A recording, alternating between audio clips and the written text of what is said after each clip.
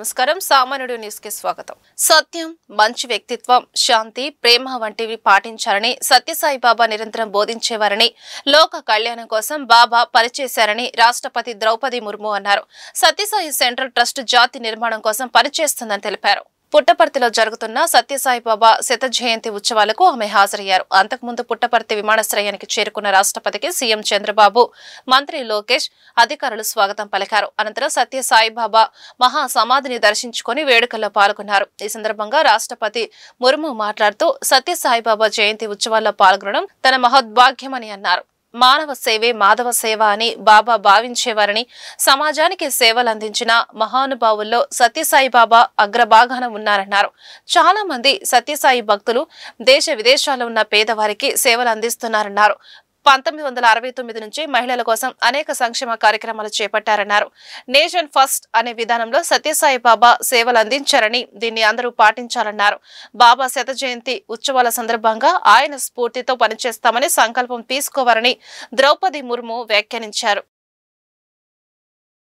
माननीय राष्ट्रपति श्रीमती द्रौपदी मुर्मू जी, आंध्र प्रदेश के माननीय मुख्यमंत्री श्री नारा चंद्रबाबू नायडू जी, आंध्र प्रदेश सरकार के माननीय मंत्री श्री नारा लोकेश जी, श्री सत्यसाई सेंट्रल ट्रस्ट के आदरणीय managing trustee Shri R Sathya Sai Baba के आशीर्वाद से युक्त प्रशांति निलयम में आकर और उनके जन्म शताब्दी समारोह में भाग लेकर मुझे स्वात्विक अनुभव हो रही है।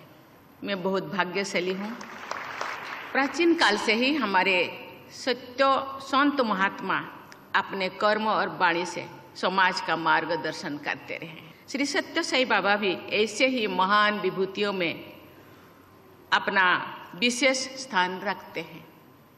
उन्होंने भी सदैव समाज कल्याण और लोगों की भलाई के लिए कार्य किया है। श्री सत्यसाई बाबा emphasized on the belief that service to mankind is service to God. He exhorted his devotees to follow his ideal. He oriented spirituality towards public welfare. He linked spirituality with selfless service and personal transformation. Sai Baba inspired millions to follow the path of service. Bharat सरकार के इन प्रयासों में सभी धर्मार्थ संस्थाओं, NGOs, private sectors और नागरिकों को योगदान देना चाहिए।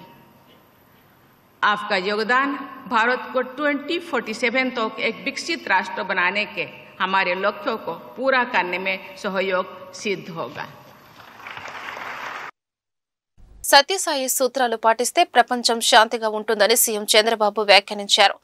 లవ్ ఆల్, సర్వ్ ఆల్, ఎప్పుడు సేవ చేస్తూనే ఉండాలని, ఎవరిని నొప్పించకూడదు అనేది శ్రీ సత్యసాయి బాబా సిద్ధాంతమని ముఖ్యమంత్రి చంద్రబాబు అన్నారు. సత్యం, ధర్మం, శాంతి, ప్రేమ, అహింస అనేవి సత్యసాయి బాబా ప్రవచించిన 5 సూత్రాలని పేర్కొన్నారు. పుట్టపర్తిలో జరుగుతున్న సత్యసాయి బాబా జయంతి వేడుకలకు సీఎం చంద్రబాబు పాల్గొన్నారు. ఈ సందర్భంగా ఆయన మాట్లాడుతూ సత్యసాయి బాబా చెప్పిన సిద్ధాంతాలు, సూత్రాలను పాటిస్తే ప్రపంచమంతా శాంతిగా ఉంటుందన్నారు. ఆంధ్ర, తమిళనాడు, తెలంగాణ వంటి రాష్ట్రాల్లో ప్రజలకు తాగునీటి సౌకర్యాన్ని కల్పించారన్నారు. సత్యసాయి బాబాతో తనకు మంచి అనుబంధం ఉందని, తాగునీటి ప్రాజెక్టు కోసం అవసరమైతే ప్రశాంతి నిలయాన్ని తాకట్టు పెట్టాలని సత్యసాయి బాబా భావించారని, కానీ ఆయన అభిప్రాయాన్ని తెలుసుకున్న భక్తులు పెద్ద ఎత్తున విరాళాలు సేకరించి తాగునీటి ప్రాజెక్టులకు నిధులు సమకూర్చారన్నారు. Just a celebration of the centenary. It is a celebration of a legacy of love, service and universal peace. Today we are launching Sri Satya Sai Tribal Women Healthcare Program. This initiative focuses on delivering healthcare, both preventive and curative tribal women. This includes providing multi-speciality medical care through telemedicine, medical screening for anemia, breast and cervical cancer, and making clean drinking water available. When a tribal woman is educated, healthy, and economically independent, an entire community is uplifted. This is not just welfare, It is nation building in the true spirit of Manava Seva is Madhava Seva. That is what he taught for all of us. Let us make an oath to advance Bhagavan Sai Siddhantam forward to the world. If all of us take this as a mission to spread Sai Siddhantam, we will be able to achieve Baba's dream of universal peace and happiness. Janasena party కమిటీల నిర్మాణం వాటి కూర్పుపై party ముఖ్యులకు ఆ party అధినేత పవన్ కళ్యాణ్ దిశానిర్దేశం చేశారు. Party కార్యక్రమాల నిర్వహణ, కార్యకర్తల మనోభావాలను ఎప్పటికప్పుడు పరిశీలించాలని పవన్ సూచించారు. ఆంధ్రప్రదేశ్ ఉప ముఖ్యమంత్రి జనసేన అధినేత పవన్ కళ్యాణ్ పార్టీ నిర్మాణంపై ఫుల్ ఫోకస్ పెట్టారు. జనసేన కమిటీల నిర్మాణం, కూర్పుపై కసరత్తు చేస్తున్నారు. ఆయా నియోజకవర్గాల్లో పార్టీ బలోపేతం, కార్యక్రమాల నిర్వహణపై కార్యకర్తల అభిప్రాయాలకు ప్రాధాన్యత ఇవ్వాలని పవన్ కళ్యాణ్ నిర్ణయించారు. పార్టీ కార్యక్రమాల నిర్వహణ, కార్యకర్తల మనోభావాలను ఎప్పటికప్పుడు పరిశీలించాలని పవన్ సూచించారు. ఏపీలో మరోసారి వర్షాలు కురవనున్నాయి. ఈ నెల 28 నుంచి డిసెంబర్ 1 వరకు రాష్ట్రంలో కొన్ని ప్రాంతాల్లో తేలికపాటి నుంచి మోస్తారు వర్షాలు కురిసే అవకాశం ఉందని రాష్ట్ర విపత్తుల నిర్వహణ సంస్థ వెల్లడించింది. ఇటీవల మోందా తుఫాను కారణంగా భారీ వర్షాలు రాష్ట్రాన్ని అతలాకుతలం చేశాయి. అనేక జిల్లాల్లో వర్షం బీభత్సం కొనసాగింది. ఆ పరిస్థితుల నుంచి ప్రజలు కోలుకుంటున్న తరుణంలో మరోసారి వర్షాలు ఏపీని ముంచెత్తనున్నాయి. ఉపరితల ఆవర్తన ప్రభావంతో దక్షిణ అండమాన్ సముద్రంలో అల్పపీడనం ఏర్పడిందని రాష్ట్ర విపత్తుల నిర్వహణ సంస్థ వెల్లడించింది. ఇది పశ్చిమ వాయువ్య దిశగా కదులుతూ ఈ నెల 24 నాటికి ఆగ్నేయ బంగాళాఖాతంలో వాయుగుండంగా బలపడే అవకాశం ఉందని పేర్కొంది. ఆ తర్వాత 48 గంటల్లో పశ్చిమ వాయువ్య దిశగా కదులుతూ నైరుతి బంగాళాఖాతంలో మరింత బలపడే అవకాశం ఉందని తెలిపింది. గుంటూరు తూర్పు నియోజకవర్గం 12వ డివిజన్ కార్పొరేటర్ మొహిద్దీన్ చిస్టి ఆధ్వర్యంలో చౌత్రా సెంటర్లోని ప్రభుత్వ బాలికల పాఠశాలలో 10వ తరగతి చదువుతున్న విద్యార్థులకు మ్యాథమెటిక్స్ మోడల్ పేపర్ బుక్స్ ఉచిత పంపిణీ కార్యక్రమం జరిగింది. ఈ కార్యక్రమానికి ముఖ్య అతిథులుగా తూర్పు నియోజకవర్గ ఎమ్మెల్యే నజీర్ అహ్మద్, నగర commissioner Puli Srinivasulu, AP industrial development corporation chairman Degala Prabhakar, deputy mayor Sheikh Sajila హాజరయ్యారు. ఈ సందర్భంగా వారు మీడియాతో మాట్లాడుతూ ఎంతో కష్టమైన గణిత శాస్త్రాన్ని సులువుగా నేర్చుకుని ఎగ్జామ్స్ లో మంచి మార్కులు సంపాదించడానికి ఈ పుస్తకం దోహదపడుతుందని అన్నారు. మీకోసం, మీ భవిష్యత్తు కోసం కష్టపడి, ఇష్టపడి చదువుకొని మంచి ప్రయోజకులు కావాలని కోరారు. కొత్త విషయాలను ప్రతి విద్యార్థి కనిపెట్టి ఒక ఆర్యభట్టులా ఎదగాలని ఆకాంక్షించారు. విద్యార్థుల భవిష్యత్తు బాగుండాలని 10వ తరగతి మ్యాథమెటిక్స్ మోడల్ పేపర్ బుక్స్ అందిస్తున్న కార్పొరేటర్ చిస్టిని అభినందిస్తున్నామని అన్నారు. ముందు చూపుతో వాళ్ళకు అవసరమైనటువంటి 10వ క్లాస్ మెటీరియల్ను, ముఖ్యంగా గైడ్ బుక్ని ఏర్పాటు చేసి వాళ్ళందరూ కూడా ఈరోజు దాదాపు 400 మందికి అనేక పాఠశాలకు సంబంధించినటువంటి ప్రభుత్వ పాఠశాలలో చదివేటువంటి విద్యార్థులకు ఇవ్వడం జరిగింది. చాలా సంతోషం. ఎందుకంటే ఈరోజు విద్య అనేది ప్రతి ఒక్కరికి అతి ముఖ్యమైనటువంటి అంశం. కార్పొరేట్ పాఠశాలలో చదివేటువంటి పిల్లలు లక్షల రూపాయలు ఫీజులు చెల్లించి చదువుకుంటూ ఉంటే ఈరోజు ప్రభుత్వ పాఠశాలలో చదివేటువంటి విద్యార్థులు కూడా ఎక్కడ తీసిపోకుండా అనేక కాంపిటేటివ్ ఎగ్జామ్స్లో మొదటి స్థానంలో వస్తున్నటువంటి పరిస్థితులు. ఎందుకంటే ఈరోజు విద్యాశాఖ మంత్రిగా నారా లోకేష్ గారు క్వాంటిటీతో పాటు క్వాలిటీ ఎడ్యుకేషన్ని ఇంప్రూవ్ చేసేటువంటి విధంగా పెద్ద ఎత్తున ఎడ్యుకేషన్లో మార్పులు తీసుకొని వస్తూ, ముఖ్యంగా వాళ్ళకి ఇచ్చేటువంటి బుక్స్ దగ్గర నుండి సెమిస్టర్ విధానాన్ని తీసుకొని వచ్చి బైండింగ్ బుక్స్ ఇస్తూ నాణ్యమైనటువంటి భోజనం, బ్యాగ్స్, షూస్, అలాగే ఒక కార్పొరేట్ స్కూల్కి దీటుగా యూనిఫామ్స్, అనేక కార్యక్రమాలు, అనేక సంస్కరణలు తీసుకొని వచ్చి ఒక విద్యా విధానాన్ని, ఆంధ్రప్రదేశ్ మోడల్ ఆఫ్ ఎడ్యుకేషన్ని దేశం గర్వించదగ్గటువంటి విధంగా తయారు చేసేటువంటి పద్ధతిలో ఈరోజు రాష్ట్రంలో జరుగుతూ ఉంది. అటువంటి విద్యా విధానానికి నాంది పలికినటువంటి నారా లోకేష్ గారి ఆశయ సాధన కోసం మేమందరం కూడా కలిసికట్టుగా అందులో భాగంగా చిస్తి గారి కార్యక్రమాన్ని తీసుకోవడం చాలా సంతోషం. వెళ్ళి మోడల్ పేపర్ని ఈరోజున మన ఈ వార్డు కార్పొరేటర్ చిస్తి గారు పేద పిల్లలకి ఒక మోడల్ పేపర్ అందించాలని చెప్పేసి, వారికి సహాయ సహకారం అందించాలని చెప్పేసి మంచి కార్యక్రమం చేయడం జరిగింది. ఏదైతే ఈ రోజున గవర్నమెంట్ స్కూళ్ళల్లో కూడా పిల్లలు చక్కగా చదివి మరి మా ఎడ్యుకేషన్ శాఖ మంత్రి గారు నారా లోకేష్ గారు వచ్చిన దగ్గర నుంచి కూడా అనేక మార్పులు, ప్రతి ఒక్కరికి కూడా నాణ్యమైన విద్య అందించాలని చెప్పేసి, అలానే అనేక మరి కార్యక్రమాలు చేస్తున్నటువంటి నారా లోకేష్ గారికి దానికి ఏదైతే ఆయన చూపిస్తున్నటువంటి దానికి మరి ప్రతి తెలుగుదేశం లీడర్ కూడా ఈ రోజున దానికి సమ్మతిగా ఈ రోజున ఇటువంటి కార్యక్రమాలు చేసి పేద పిల్లలకు కూడా మా వంతు సహాయ సహకారాలు అందించి ఏదైతే నారా లోకేష్ గారు ఆశయ సాధన కోసం చేస్తున్నారో దానికి అనుగుణంగా నడుస్తున్నటువంటి ప్రతి ఒక్కరికి కూడా ఈ రోజున రేపు ప్రిపేర్ అవుతున్నటువంటి స్కూల్ పిల్లలందరూ కూడా బాగా మంచి మార్కులు తీసుకురావాలని చెప్పేసి స్కూల్ వ్యవస్థని ఈ ఏదైతే నారా లోకేష్ గారు తీసుకొస్తున్న వ్యవస్థకి అలానే ఏదైతే గవర్నమెంట్ స్కూళ్ళు ఉన్నాయో వాళ్ళలో మార్కులు మంచి పర్సంటేజ్ తీసుకురావాలని చెప్పేసి ఆ దిశగా పిల్లలందరూ కూడా కష్టపడాలని చెప్పేసి అందరూ కూడా మరి ఈ రోజున తెలియజేయడం జరిగింది. దీనికి ప్రతి ఒక్కరూ కూడా ఈ రోజున ఇటువంటి మరి సిస్టీ గారు లాంటి వాళ్ళు వచ్చేసి ఇటువంటి సేవా కార్యక్రమం చేయడం చాలా ఆనందదాయకం. ప్రతి ఒక్కరికి కూడా ఈ కార్యక్రమంలో పాల్గొన్నందుకు గుంటూరు ఈస్ట్ ఎమ్మెల్యే నసీర్ అహ్మద్ గారి నేతృత్వంలో మన 12వ డివిజన్ కార్పొరేటర్ చిష్టి గారి ఆధ్వర్యంలో చిష్టి గారు ఒక మంచి మనసుతో ఒక మంచి ఉద్దేశంతో 10th క్లాస్ ఎగ్జామ్స్ వస్తున్నాయి అనే ఒక కాన్సెప్ట్తో మన పిల్లల కోసం ఈ యొక్క మ్యాథమెటిక్స్ మోడల్ పేపర్ అనే ఈ బుక్ని ప్రవేశపెట్టడం జరిగింది. ఎందుకంటే ఇక్కడ చదువుకుంటున్న అంటే ఇటు ప్రైవేట్ స్కూల్స్ కానివ్వండి గవర్నమెంట్ స్కూల్స్ కానివ్వండి 10వ తరగతి చదువుతున్న పిల్లలకి ఇది ఒక మంచి దిశ లాంటిది.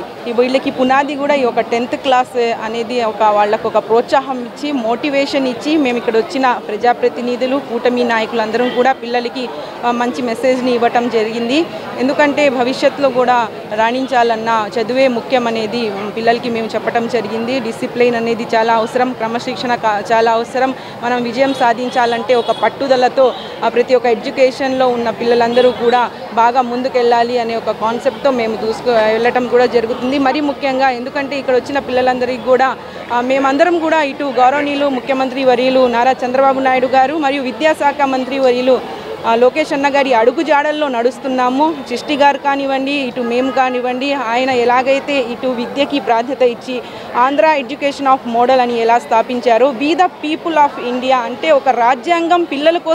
ఈరోజు గుంటూరు తూర్పు నియోజకవర్గంలో 12వ డివిజన్లోని మన గవర్నమెంట్ బాలికల స్కూల్లో 10వ తరగతి చదువుతున్న విద్యార్థులందరికీ కూడా ఒక మ్యాథమెటిక్స్ మోడల్ పేపర్ రూపొందించుకొని విద్యార్థులందరికీ కూడా గవర్నమెంట్ స్కూలు ప్రైవేట్ స్కూల్కి సంబంధించిన ప్రతి స్కూల్లో కూడా దాదాపుగా 1000 మంది విద్యార్థులకు 10th క్లాస్ మ్యాథమెటిక్స్ మోడల్ పేపర్గా ఒక ఈజీగా ఉండేటట్టుగా వాళ్ళకి. దేనికంటే 10th క్లాస్ అనేది చాలా టఫ్గా ఉంటుంది, గణిత శాస్త్రం అనేది చాలా కఠినమైనది అని చెప్పేసి విద్యార్థుల మనసులో ఉన్నది. దానికి మేము ఒక కొత్తగా సీనియర్ ఎవరైతే విద్యా బోధించే వాళ్ళు ఉన్నారో వాళ్ళ ద్వారాగా ఒక పిల్లలకి మంచి నాణ్యమైన విద్య అందించాలనే ఒక ఆలోచన విధానంతో మేము ఈ ఒక మ్యాథమెటిక్స్ మోడల్ పేపర్ బుక్ రూపొందించాం.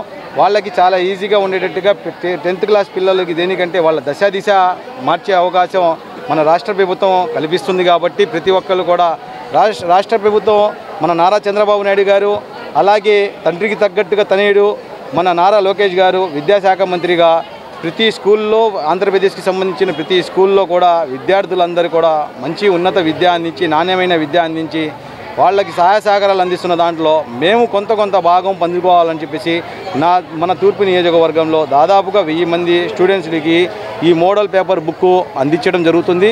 దాంతోపాటు వాళ్ళ స్టూడెంట్స్ కూడా చాలా ఆనందంగా ఉన్నారు.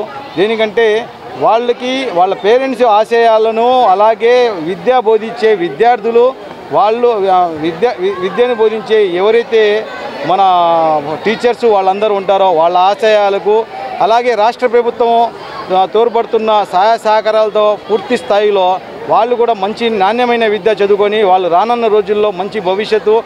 గుంటూరు తూర్పు నియోజకవర్గంలోని 44, 46 మరియు 47 సచివాలయాలను ఎమ్మెల్యే నజీర్ అహ్మద్ ఆకస్మిక తనిఖీలు చేశారు. వార్డు సచివాలయాల్లో ఖాళీ సీట్లు దర్శనం ఇవ్వడంతో ఎమ్మెల్యే అవాక్కయ్యారు. 3 సచివాలయాల్లో 27 మంది ఉద్యోగులు ఉండాల్సింది 6 సిబ్బంది ఉండటం చూసి ఎమ్మెల్యే ఆశ్చర్యానికి గురయ్యారు. లక్షలు వెచ్చించి ప్రభుత్వ సచివాలయాల ద్వారా ప్రజలకు సేవ చేయమని చెబితే ఆఫీసులకు రాకుండా నిర్లక్ష్యంగా ఉండటం క్షమించరానిదని ఆగ్రహం వ్యక్తం చేశారు. కార్యాలయాల శుభ్రంగా లేకుండా అపరిశుభ్రంగా ఉండటం చూసి ఎమ్మెల్యే మండిపడ్డారు. నగర ప్రజలకు పారదర్శకంగా సచివాలయాల సిబ్బంది సేవలు అందించాలని కోరారు. ప్రజల సమస్యలతో సచివాలయానికి వచ్చినప్పుడు వారి పట్ల శ్రద్ధ చూపి సమస్య పరిష్కారానికి చూపించాలని అన్నారు. రానున్న రోజుల్లో సచివాలయాలలో ఇంటర్నెట్ సౌకర్యం, మౌలిక వసతుల ఏర్పాటు చేస్తామని హామీ ఇచ్చారు. భవిష్యత్తులో గుంటూరు తూర్పు నియోజకవర్గంలోని అన్ని సచివాలయాలను సందర్శిస్తారని తెలిపారు. ఉద్యోగ బాధ్యతలు సమయపాలన లేకుండా నిర్వర్తిస్తున్న వారిపై అధికారులకు ఫిర్యాదు చేసి తగిన చర్యలు తీసుకుంటామని హెచ్చరించారు. సచివాలయాలకు సంబంధించి గత 3 నెలల నుంచి నేను చెప్తా ఉన్నా, ప్రతి ఒక్క సచివాలయానికి కూడా ఏదైతే ఇంటర్నెట్ కనెక్షన్ బ్రాడ్బ్యాండ్ని వెంటనే ఇవ్వాలని చెప్పి కూడా నేను చెప్పడం జరిగింది. ఇప్పటికి కొన్ని చోట్ల 1-2 చోట్ల ఇవ్వడం జరిగింది. తప్పకుండా ప్రతి ఒక్క సచివాలయానికి కూడా డెడికేటెడ్ బ్రాడ్బ్యాండ్ని ఆ సచివాలయానికి ఇవ్వాల్సినటువంటి అవసరం ఉంది. దాంతోపాటు ముఖ్యంగా ఇక్కడ శానిటేషన్ కూడా స్థానికంగా ఉన్నటువంటి శానిటరీ ఇన్స్పెక్టర్స్ బాధ్యతలు ఇవ్వడం జరిగింది. కానీ ఎక్కడ కూడా క్లీన్గా లేవు. ఆ అట్మాస్ఫియరే ప్రజలకు ఉపయోగపడేటువంటి అట్మాస్ఫియర్ ఎక్కడా లేదు. గత ప్రభుత్వం ఒక ఆలోచన లేకుండా పెట్టినటువంటి సచివాలయ వ్యవస్థను అదే పద్ధతిలో ముందుకు నడిపించేటువంటి పరిస్థితులు ఉన్నారు ఈరోజు. అందుకని గుంటూరు తూర్పు నియోజకవర్గంలో ఒక్కొక్కటిగా ప్రతి ఒక్క సచివాలయం మీద కూడా ప్రత్యేకమైనటువంటి దృష్టితో పనిచేస్తాం. ఈ సచివాలయ వ్యవస్థను ప్రజలకు, ముఖ్యంగా ఈ ప్రాంత ప్రజలకు ఉపయోగపడేటువంటి విధంగా ఒక ఆలోచనతో ముందుకు సాగుతానని చెప్పి కూడా ఈ సందర్భంగా తెలియజేస్తాం.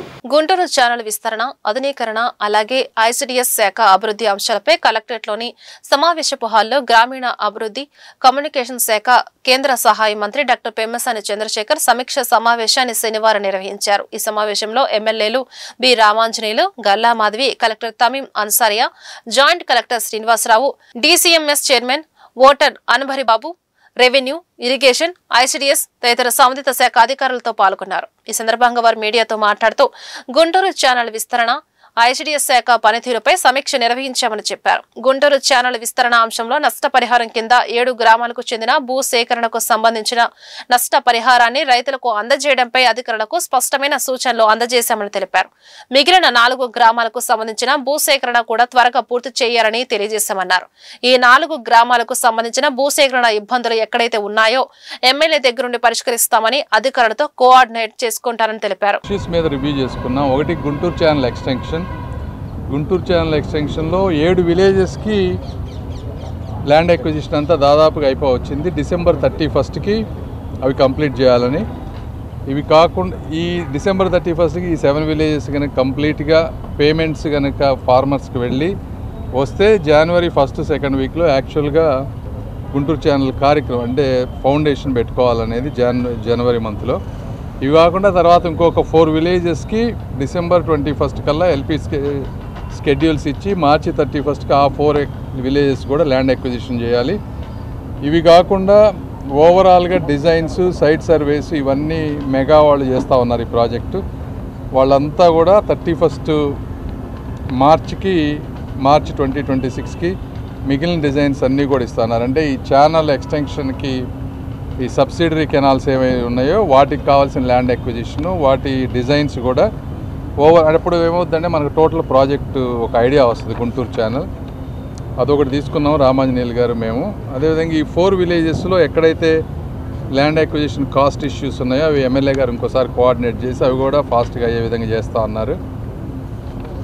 ఇవి కాకుండా ఇంకొక రివ్యూ మీటింగ్ మేము పెట్టుకున్నది ఈ రోజున అంగన్వాడీ సెంటర్సు, అదేవిధంగా శిశు సంక్షేమ శాఖ వాటిల్లో ఇక్కడ ఎన్ని అంగన్వాడీ సెంటర్లు ఉన్నాయి, వాటిలో ఏం ప్రాబ్లమ్స్ ఉన్నాయి అంటే 1450 అంగన్వాడీ సెంటర్స్ ఉంటే 800 రెంట్కు ఉన్నాయి, 300 ఏమో ఓను, 321 ఏమో రెంట్ ఫ్రీ స్కూల్స్ ఇట్లాంటి వాటిల్లో ఉన్నాయి. వీళ్ళకి ఇచ్చేటువంటి ఫెసిలిటీస్ ఎలా ఉన్నాయి, అసలు అంగన్వాడీ సెంటర్స్లో టీచర్స్ వెళ్తున్నారా, వర్క్ చేస్తున్నారా లేదా, ఎక్కడ ప్రాబ్లమ్స్ ఉన్నాయి, వీటి ఉన్న అంగన్వాడీ సెంటర్స్ కొన్నిట్లో బాత్రూమ్ ఫెసిలిటీస్ లేకపోవటం, లేకపోతే సీలింగ్ ఊడిపోవటం, వాటిని మెయింటైన్ చేయాలంటే ఏం చేయాలి, ఇలా రకరకాల ఇష్యూస్ అన్నిటి మీద స్టడీ చేసాం. అదేవిధంగా ఇక్కడ ఉన్నటువంటి చిల్డ్రన్లో ఎంతమంది చిల్డ్రన్కి బిలో బర్త్ వెయిట్ ఉన్నారు, వేస్టెడ్ గ్రోత్ ఎంత ఉంది, లేకపోతే అండర్ వెయిట్ ఎంతమంది ఉన్నారు. 98% ఆఫ్ ది చిల్డ్రన్ గుంటూరు డిస్ట్రిక్ట్లో ఉన్న వాళ్ళందరూ అంగన్వాడీ సెంటర్కి వచ్చే వాళ్ళందరూ హెల్తీగా ఉన్నారు. 2% అండర్ వెయిట్, వేస్టెడ్ ఉన్నారు. ఈ వీటిని ఏదైనా ఇంప్రూవ్ చేయగలమా అనే దాని మీద ఓవరాల్గా ఈ 2 ఇష్యూస్ మీద తీసుకున్నాం ఈ రోజున. చంద్రశేఖర్ గారి ఆధ్వర్యంలో 2 రివ్యూ మీటింగ్స్ని ఏర్పాటు చేయడం జరిగింది. ఒకటి గుంటూరు ఛానల్ ఇరిగేషన్ డిపార్ట్మెంటు, రెండోది ఐసిడిఎస్ అంగన్వాడీ సెంటర్స్, అదేవిధంగా శ్రీశక్తి అభియాన్ కింద వచ్చే స్కీమ్స్ని ఈరోజు డిస్కస్ చేయడం జరిగింది. ఒక ప్రిలిమినరీ రివ్యూ అనేది ఇవాళ జరిగింది. ఓవరాల్గా డిస్ట్రిక్ట్ వైజ్ సెంటర్స్ ఎలా ఉన్నాయి, వాటి పరిస్థితి ఏంటి, ఇన్ఫ్రాస్ట్రక్చర్ ఏంటి, లేదు అని అంటే వాళ్ళలో ఉన్న ఈ అటెండెన్స్ శాతం ఏంటి, ఇదంతా కూడా చేయడం జరిగింది. అయితే కొంత అందులో నుంచి వచ్చిన సమాచారం మేరకు కొన్ని సెంటర్స్లో పిల్లలు తక్కువగా ఉండడం, కొన్ని సెంటర్స్లో ఇన్ఫ్రాస్ట్రక్చర్ సరిగ్గా లేకపోవడం, ఇలా అనేక కారణాలు ఉండడం జరిగింది. ఇటు సెంట్రల్ గవర్నమెంట్ అదేవిధంగా స్టేట్ గవర్నమెంట్ షేర్ చేసుకుంటున్న ప్రాజెక్ట్ అంగన్వాడీ సెంటర్స్ది. దీన్ని ప్రతిష్టాత్మకంగా ముందుకు తీసుకెళ్లాలన్నదే ఇక్కడ గౌరవ మంత్రివర్యుల ఆకాంక్ష. దాని నేపథ్యంలో కొన్ని మోడల్ అంగన్వాడీస్ని మేము ఐడెంటిఫై చేసి నియోజకవర్గ స్థాయిలో దాన్ని మేము గనక ముందుకు గౌరవ మంత్రివర్యుల దృష్టికి తీసుకెళ్తే వాటిని ఇన్ఫ్రాస్ట్రక్చర్ విధంగా, అదేవిధంగా ఇంకేదైనా కంప్లీట్ దాన్ని అప్లిఫ్ట్ చేసే విధంగా వారు మాకు హెల్ప్ చేస్తామని చెప్పి మాకు వర్డ్ ఇవ్వడం జరిగింది. రానున్న రోజుల్లో ఒక మోడల్గా ఒక 10 అంగన్వాడీ సెంటర్స్ని మేము ఐడెంటిఫై చేసి మంత్రి గారి దృష్టిలో పెట్టదలుచుకున్నాము. అదేవిధంగా ఈ 1 స్టాప్ సెంటర్స్ ఫర్ ఉమెన్ గురించి కూడా డిస్కస్ చేయడం జరిగింది. అయితే దీని నేపథ్యంలో ఎంతో అవేర్నెస్ చాలా ముఖ్యమైన పరిస్థితి కనిపిస్తూ ఉంది. ఎందుకంటే ఆడపిల్లలకి ఎన్నో రకాలైన ఈరోజు హెల్ప్ సెంటర్స్, హెల్ప్ లైన్స్ ఉన్నప్పటికీ కొంత రీచబిలిటీ లేక, అవగాహన లేక కూడా వాళ్ళకి తెలియని పరిస్థితి కనపడుతుంది. ఇది కూడా ముందుకు తీసుకెళ్లాల్సిన అవసరం ఎంతైనా ఉంది. అదేవిధంగా ఇందులో భాగంగానే పాష్ అని ఒక సిస్టమ్ ఉంది. అదేంటంటే మనకి హెరాస్మెంట్ అట్ వర్కింగ్ ప్లేస్లో మనకి ఎక్కడైనా 20 కంటే ఎక్కువ మంది ఉమెన్ వర్కర్స్ ఉన్న చోట ఈ పాష్ అప్లై అవుతుంది. అయితే దీని మీద అవేర్నెస్ ఎవరికీ లేకపోవడం అనేది ఈరోజు చర్చనీయాంశంగా మారింది. దాన్ని కూడా ప్రైవేట్ ఆర్గనైజేషన్స్ ఎక్స్క్లూజివ్గా, మనకి ఈరోజు గుంటూరులో తీసుకుంటే చాలా వరకు షాపింగ్ మాల్స్ ఉన్నాయి, ప్రైవేట్ ఆర్గనైజేషన్స్ ఉన్నాయి. అందులో 20కి పైగా కూడా ఉమెన్ వర్క్ చేస్తూ ఉన్నారు. కానీ వాళ్ళ పట్ల జరిగే ఏదైనా వేధింపులకి ఎక్కడికి వెళ్ళాలో తెలియని పరిస్థితి ఉంది. ఇలాంటి సిస్టమ్స్ ఉన్నప్పటికీ కూడా కొంత అవేర్నెస్ లేకపోవడం వల్ల దాన్ని ఉపయోగించుకోలేని పరిస్థితి కనపడుతుంది. వీటన్నిటినీ సమీక్షించి రానున్న రోజుల్లోనే గౌరవ మంత్రి గారు ఒక 1 మంత్ అంటే 4 వీక్స్ టైం అధికారులందరికీ ఇవ్వడం జరిగింది. దీన్ని స్ట్రీమ్ లైన్ చేసి మా ముందుకు విత్ డేటా రావాలి అని చెప్పి వారిని ఆదేశించడం జరిగింది. సో వితిన్ 1 వీక్ ఇది ఒక మంచి కార్యరూపం దాలుస్తుంది అని కోరుకుంటూ ధన్యవాదాలు. రాష్ట్ర ముఖ్యమంత్రి నారా చంద్రబాబు నాయుడు వైద్యారోగ్య రంగాల సమీక్షలో భాగంగా పీపీపీ విధానంలో మెడికల్ కళాశాలల ఏర్పాటు ద్వారా 70% పేదలకు వైద్యం అందుబాటులో ఉంటుందని, ప్రభుత్వ నియంత్రణలోనే వైద్య కళాశాలలు పనిచేస్తాయని, నాణ్యమైన వైద్య, విద్య మరియు ఆధునిక వైద్యం అందుతుందని పేర్కొనడం పట్ల ప్రభుత్వ మెడికల్ కళాశాలల పరిరక్షణ కమిటీ రాష్ట్ర కన్వీనర్ డాక్టర్ ఆలా వెంకటేశ్వర్లు, జనచైతన్య వేదిక రాష్ట్ర అధ్యక్షులు వల్లంరెడ్డి లక్ష్మణరెడ్డి, దళిత బహుజన ఫ్రంట్ వ్యవస్థాపకులు కొరివి వినయ్ కుమార్ తీవ్ర అభ్యంతరం వ్యక్తం చేశారు. ఈ సందర్భంగా వారు మాట్లాడుతూ ఆంధ్రప్రదేశ్ లో కేవలం 10 కార్పొరేట్ వైద్య సంస్థలకు మాత్రమే టెండర్లో పాల్గొనే అవకాశం లభించే విధంగా నిబంధనలను రూపొందించి ప్రభుత్వ వైద్య కళాశాలను వాళ్లకు కట్టబెట్టే ప్రయత్నాన్ని విరమించుకోవాలని కోరారు. రాష్ట్ర ముఖ్యమంత్రి స్వయంగా పీపీపీ విధానంలో ప్రభుత్వమే 50 ఎకరాల స్థలం కేటాయించి అన్ని సదుపాయాలు కల్పిస్తామని చెబుతుండగా కేవలం 50% సీట్లు మాత్రమే కన్వీనర్ కోటా కింద తీసుకోవడం ఎవరికి మేలు చేస్తుందో తెలపాలన్నారు. దళిత, గిరిజన, బలహీన వర్గాల ప్రజలు, అత్యధికులు ప్రభుత్వ ఆసుపత్రులను వినియోగించుకుంటున్న పరిస్థితిలో వాటిని మరింత బలోపేతం చేయకుండా ప్రైవేటు పరం చేయరని పథకం రచన చేయడం సబాబు కాదన్నారు. ఈ ప్రభుత్వం ప్రతిరోజు ఒక అసత్యాన్ని ప్రచారం చేస్తోంది. నిన్న మన గౌరవ ముఖ్యమంత్రి గారు పీపీపీ వల్ల చాలా మేలు జరుగుతుంది, పీపీపీ విధానంలో ఆ కాలేజీలపై పూర్తి నియంత్రణ ప్రభుత్వానికే ఉంటుందని చెప్పేసి ఒక వాదనని ముందుకు తీసుకొచ్చారు. ఇది ఎంతవరకు సమంజసం? వాస్తవంగా పీపీపీ విధానంలో ప్రభుత్వ నియంత్రణ ఉంటే అక్కడ ఉద్యోగస్తుల్ని ప్రభుత్వం నియమిస్తుందా, ప్రైవేటు సంస్థలు నియమిస్తున్నాయా? కాబట్టి ఒకవేళ ప్రభుత్వం నియమించినట్లయితే మరి అప్పుడు తప్పనిసరిగా అక్కడ రిజర్వేషన్లనే అమలు చేయాలి. కాబట్టి ప్రైవేట్ పీపీపీ విధానంలో ఉద్యోగాల నియామకాల్లో రిజర్వేషన్ల యొక్క పూర్తిగా అమలు చేయాల్సినట్టు అవసరం ఉంది. కానీ ఆ విధంగా అమలు చేస్తారా? దాదాపు వీళ్ళు ఆ విధంగా చేయరు. ఇది పూర్తిగా అక్కడ పనిచేసేది ప్రైవేటు ఉద్యోగులు మాత్రమే పనిచేస్తారనేది మనందరికీ తెలిసిన విషయమే. అట్లానే ఇవాళ ప్రైవేటు ఉద్యోగులపై ప్రభుత్వం ఏ విధంగా నియంత్రణ చేస్తుందో మరి మనం చూస్తూనే ఉన్నాం. ఇవాళ ప్రైవేట్ మెడికల్ కాలేజీలు ఉన్నాయి, వాటిపై ఎందుకు నియంత్రణ లేదు? అవి కూడా ఇవాళ డాక్టర్ ఎన్టీఆర్ హెల్త్ యూనివర్సిటీ కింద అవి పనిచేస్తున్నాయి, వాటిని ఎందుకు నియంత్రించట్లేదు? ఈరోజు కొత్తగా వచ్చినటువంటి మెడికల్ కాలేజీలు కూడా ప్రభుత్వం చెప్పినటువంటి ఫీజుల కన్నా కూడా అధిక ఫీజులు వసూలు చేస్తుంటే వాటి మీద ఎటువంటి చర్యలు తీసుకోవట్లేదు. అంతేకాకుండా ఇప్పుడు గతంలో అనేక సార్లు కోర్టులు జడ్జిమెంట్లు ఇచ్చినాయి, ప్రభుత్వం హెచ్చరించింది. విద్యార్థులకి, జూనియర్ డాక్టర్స్కి, హౌస్ సర్జన్స్కి, పీజీలకి వాళ్ళకి స్టైఫండ్ ఇవ్వమని చెప్పేసి ప్రైవేట్ మెడికల్ కాలేజీని. కానీ సమాజంలో మన ముందు 2 రకాలైన ఆసుపత్రులు, 2 రకాలైన వైద్య విద్య కొనసాగుతూ ఉంది. గుంటూరులో ప్రభుత్వ జనరల్ ఆసుపత్రి కొన్ని దశాబ్దాల పాటుగా దక్షిణ కోస్తా ప్రజలందరికీ వైద్యాన్ని అందించింది, వైద్య విద్యను అందించింది. ఈ రోజుకి ప్రతిరోజు 20 డెలివరీస్ జరుగుతూ ఉన్నాయి. ఈ 20 డెలివరీస్ ప్రైవేట్ హాస్పిటల్లో, కార్పొరేట్ హాస్పిటల్ జరగాలంటే కనీసం 10 లక్షల నుంచి 20 లక్షలు ఖర్చు పెట్టాల్సి వస్తుంది. ప్రతిరోజు 3-4 వేల మంది రోగులను అక్కడ వైద్యాన్ని పొందగలుగుతున్నారు. మన పక్కన ఉన్న మంగళగిరి ఎయిమ్స్లో ప్రతిరోజు 2500 మంది వైద్యాన్ని పొందుతూ ఉన్నారు. అంటే ప్రభుత్వ వైద్యశాల అయితే పేదలకి అదొక మంచి అస్త్రంగా, మంచి ఉపయోగపడుతుంది. ఏమాత్రం అప్పుల పాలుగా అవసరం లేకుండా ముందుకెళ్తున్నారు. కానీ ఈ పీపీపీ అనే పద్ధతిలో ఇది చాలా మంచిది, దీనివల్ల ఎక్కువ మందికి వైద్యం అందుద్ది, ఆధునిక వైద్యం అందుద్ది, ఎక్కువ మెడికల్ సీట్లు వస్తాయి అని ఒక అవాస్తవాలను ప్రజల ముందు ఉంచుతున్నారు. ఇప్పటికే ప్రైవేట్ మెడికల్ కళాశాలలో 50% కన్వీనర్ కోటాలో ప్రభుత్వం పేద విద్యార్థులకి, మెరిట్లో వచ్చిన వాళ్ళందరికీ సీట్లు ఇస్తూ ఉన్నారు. ఇప్పటికే చాలా ఆసుపత్రుల్లో రాజధాని రైతుల సమస్యల పరిష్కారంపై సిఆర్డీఏ కీలక సమావేశం నిర్వహించింది. రాజధానిలోని సిఆర్డీఏ కార్యాలయంలో త్రిసభ్య కమిటీ భేటీ అయింది. ఈ కమిటీలో కేంద్ర మంత్రి పెమ్మసాని చంద్రశేఖర్, పురపాలక శాఖ మంత్రి నారాయణ, ఎమ్మెల్యే తెనాలి శ్రావణ్ కుమార్ ఉన్నారు. సిఆర్డీఏ కమిషనర్ కన్నబాబు ముఖ్య అధికారులతో కమిటీ సమావేశమైంది. దీనికి రైతు జేఏసీ ప్రతినిధులు హాజరయ్యారు. రైతులు లేవనెత్తిన అంశాలపై పరిష్కారం దిశగా కమిటీ సమాలోచనలు చేసింది. ఏ రైతుకు ఇబ్బంది లేకుండా చేయడమే లక్ష్యమని మంత్రి నారాయణ అన్నారు. ప్రభుత్వంపై నమ్మకంతో భూములిచ్చిన రైతులకు ఎలాంటి అన్యాయం జరగదని పేర్కొన్నారు. గతంలో జగన్ ప్రభుత్వం తీరు వల్ల రాజధానులు, అభివృద్ధి పనులు నిలిచిపోయాయని పెమ్మసాని అన్నారు. చేసి 30 డేస్లో రిపోర్ట్ ఇస్తారు. దాని మీద కూడా ఒక యాక్షన్ తీసుకుంటాం. తర్వాత 3వ ఇష్యూ వచ్చేటప్పటికి మేజర్ లంకా ల్యాండ్స్. లంకా ల్యాండ్స్లో 2014-19 మధ్య దాదాపు 1169 టోటల్ ఎకర్స్ డిసైడ్ చేస్తే అందులో చాలా వరకు 842 ఎకరాలు అన్ని మనం ఇవ్వచ్చు అని చెప్పి డిసైడ్ చేశారు. అందులో 683 ఎకరాలకి ప్లాట్స్ కూడా అలాట్ చేసి చాలా వరకు చేశాం.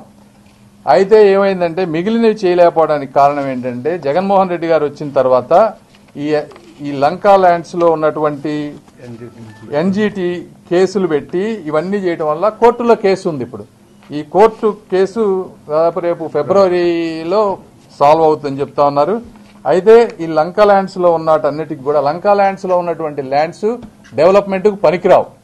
అయినప్పటికీ కూడా ఆ ల్యాండ్స్ని తీసుకొని పూలింగ్లో వేరే ప్రాంతంలో వాళ్ళకు ఉపయోగపడే విధంగా మంచి ల్యాండ్ ఇవ్వాలని ముఖ్యమంత్రి గారు, అదేవిధంగా నారాయణ గారు, అందరూ సిఆర్డీ అధికారులు డిసైడ్ చేశారు. అయితే కోర్టులో కేసు ఉండటం వల్ల ఇది ఫిబ్రవరి వరకు టైం పడుతుంది. బట్ బ్రాడ్గా ఆలోచిస్తే అందరు ఇక్కడ ఉన్న వాళ్ళందరూ కూడా వాళ్ళకి ఇవ్వాలనే ఉద్దేశంతో ఉన్నారు. అది ఎట్టి పరిస్థితులు ఏదో ఒక రోజు చేస్తాం. మూడోది అసైన్డ్ ల్యాండ్స్. అసైన్డ్ ల్యాండ్స్ వచ్చేటప్పటికి 290 ఎకరాలు ఉన్నాయి. అంటే ఈ అసైన్డ్ ల్యాండ్స్ వేరే వాళ్ళకి అమ్మడానికి వీల్లేదు. అయినా చాలా మంది వీళ్ళు రైతులు అమ్మేశారు, పేదవాళ్ళు కాబట్టి వాళ్ళు అమ్మేశారు. అయినా ముఖ్యమంత్రి గారు పేదవాళ్ళు అమ్మినా సరే అసైన్డ్ చట్టం ప్రకారం అమ్మినా కూడా వాళ్ళకి అలాట్ చేద్దామని 14-19లో మనం డిసైడ్ చేశాం. చేస్తే గత 5 సంవత్సరాల్లో జగన్మోహన్ రెడ్డి గారు వచ్చి ఇలా అమ్మటానికి వీల్లేదు అని చెప్పి దాన్ని అడ్డం పెట్టడం వల్ల అది ఈరోజు ఆగిపోయింది. ఈ ఆగిపోయిన తర్వాత దీనికి ఇక్కడ ఉన్నటువంటి అసైన్డ్ చట్టాన్ని మిగిలిన రాష్ట్రంలో ఉన్న చట్టంతో సపరేట్ చేశారు అప్పుడు మేము ఉన్నప్పుడు. అయితే ఇది మొత్తం మళ్ళీ కలపటం వల్ల దీన్ని పరిష్కరించాలని చెప్పి గ్రూప్ ఆఫ్ మినిస్టర్స్ని చంద్రబాబు గారు ఒక కమిటీ వేశారు. ఈ అసైన్డ్ ల్యాండ్స్ అన్నింటినీ స్టేట్ మొత్తంగా మనం డిసైడ్ చేయాల్సిన అవసరం ఉంది. అయితే ఇది కూడా సానుకూలంగా సాధ్యమైనంత వరకు. ఇందులో కూడా ఒక ప్రాబ్లం ఉంది. కొంతమంది లోకల్ వాళ్ళు దీన్ని కూడా అబ్యూజ్ చేసేటువంటి పరిస్థితి ఉంది. కొన్ని పట్టాలు వాళ్ళకి కాకపోయినా కూడా మాయే అని చెప్పే విధంగా చేశారు. అందులో కూడా నిజ నిర్ధారణ చేసి గ్రూప్ ఆఫ్ మినిస్టర్స్ కొంచెం వచ్చిన తర్వాత తీసుకొని దీన్ని కూడా తప్పనిసరిగా 90 days తీసుకుంటున్నాం. దీనికి ఈ వార్తలు ఇంతటితో సమాప్తం. నమస్కారం.